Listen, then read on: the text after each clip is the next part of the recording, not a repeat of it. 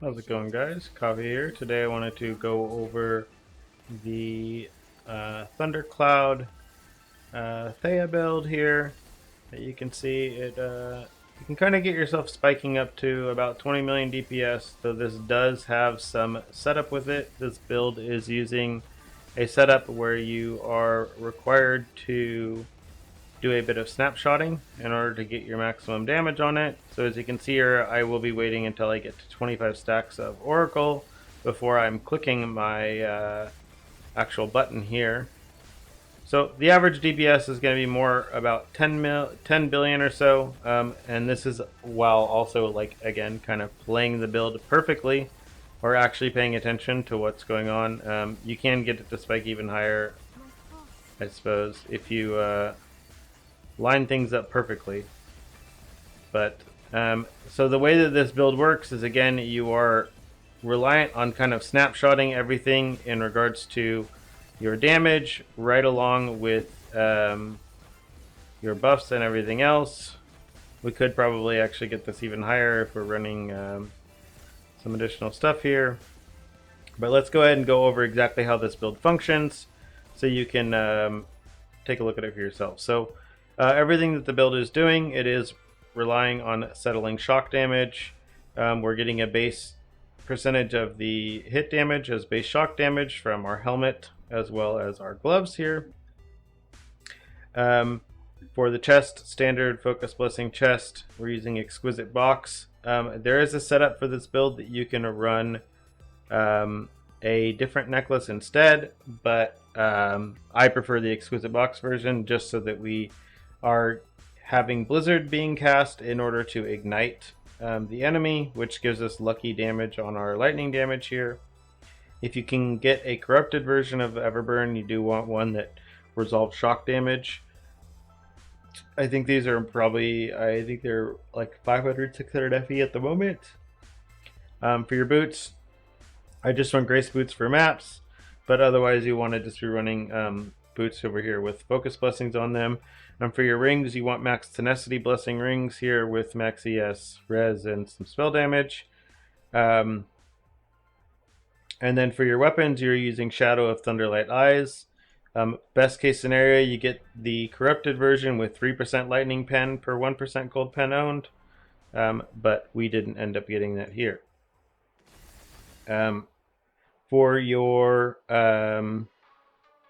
skill setup here, you're going to be running Thundercloud with Overload, Cold Pen, because this gets multiplied.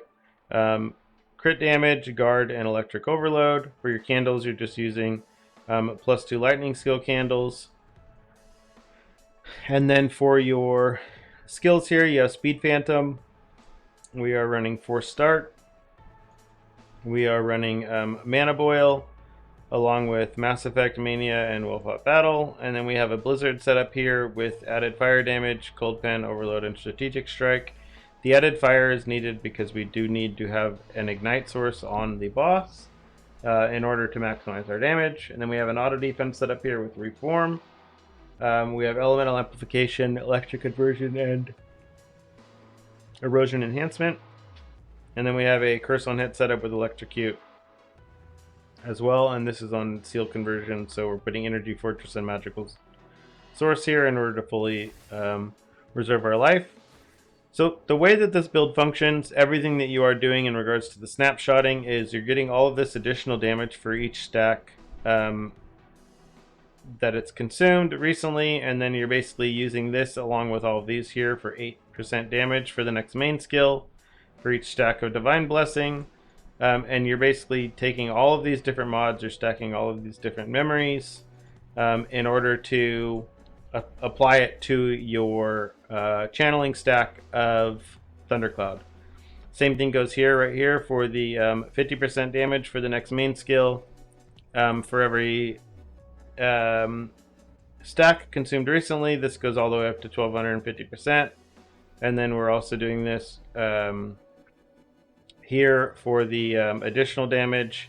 All those things, you're basically taking all of these buffs that you can get, and then when you are clicking Thundercloud exactly once, or just for like one little tap, that is how you end up getting it to all snapshot into the channeling skill.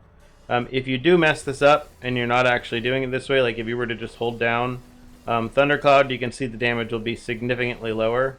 Like me holding down Thundercloud, we're going to be sitting over here at like 350 million. But if I snapshot properly and wait till I get to 25 stacks of Oracle before I click, then you'll see the damage will basically again skyrocket over here into the 20 billion plus. But this does require you again to be snapshotting properly. So basically you want to charge yourself to 6 stacks, wait until you get to 25 stacks of Oracle here, and then you right click once, and then that's when you'll see your damage kind of go up. And then you wait for it to hit 25 stacks again, and you right click once more. Once it gets down to about 4 stacks is where you'll see I'll typically try to reset it here and reset myself back to the maximum here of getting this up. So those are going to be like the pros of the build. Let's go ahead and showcase it in a map. So for mapping, you do want to run a repeated end instead of one of these Shadow Thunderlight eyes. What this repeated end is going to do is this is going to add explosions to your stuff here.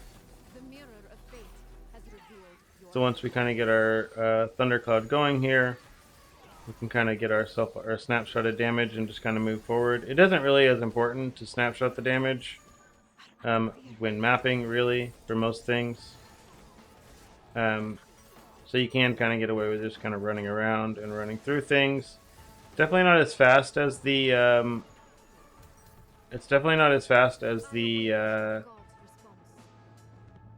Castle Channeling build, but it does have its own you know, benefits in regards to like actual bossing damage. It's going to be much easier to hit damage cap with it.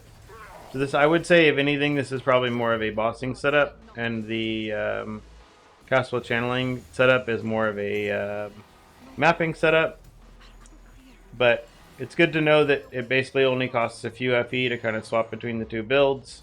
There's a lot of similar gear. A lot of these gear pieces are not that expensive. You're looking at maybe like 150, 200 FE maybe in gear to use between the Thundercloud version versus the Castle Channeling version.